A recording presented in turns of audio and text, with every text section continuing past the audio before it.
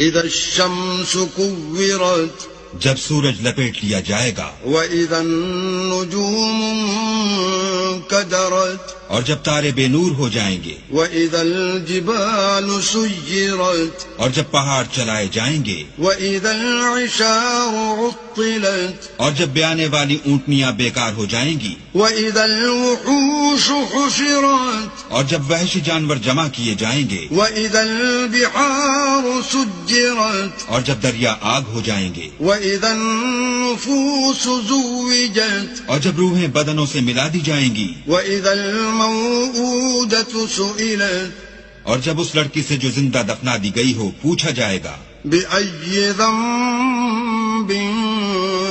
قتلت کہ وہ کس گناہ پر مار دی گئی، وإذا الصحف نشرت اور جب عملوں کے دفتر کھولے جائیں گے، وإذا السماء كشطت اور جب آسمان کی کھال کھینچ لی جائے گی، وإذا الجحيم سعرت اور جب دوزخ کی آگ بھڑکائی جائے گی، وإذا الجنة أزلفت اور بہشت جب قریب لائی جائے گی، علمت نفس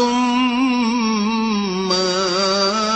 أحضرت تب ہر شخص معلوم کر لے گا کہ وہ کیا لے کر آیا ہے۔ فلا أقسم بالخنس ہم کو ان ستاروں کی قسم جو پیچھے ہٹ جاتے ہیں، الجوار الكنس اور جو سیر کرتے اور غائب ہو جاتے ہیں، واللیل اذا عسعس اور رات کی قسم جب ختم ہونے لگتی ہے، والصبح اذا تنفس اور صبح کی قسم جب نمودار ہوتی ہے۔ انه لقول رسول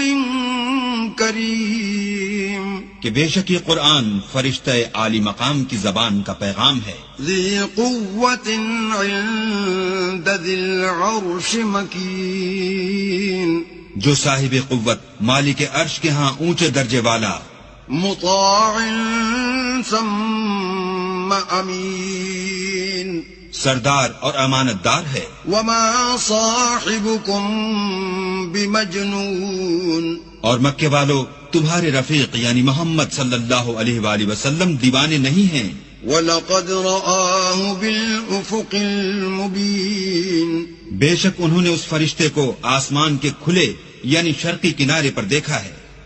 وَمَا هُوَ عَلَى الْغَيْبِ بِضَنِينٍ اور وہ پوشیدہ باتوں کے ظاہر کرنے میں بخیل نہیں۔ وَمَا هُوَ بِقَوْلِ شَيْطَانٍ رَجِيمٍ اور یہ شیطان مردود کا کلام نہیں۔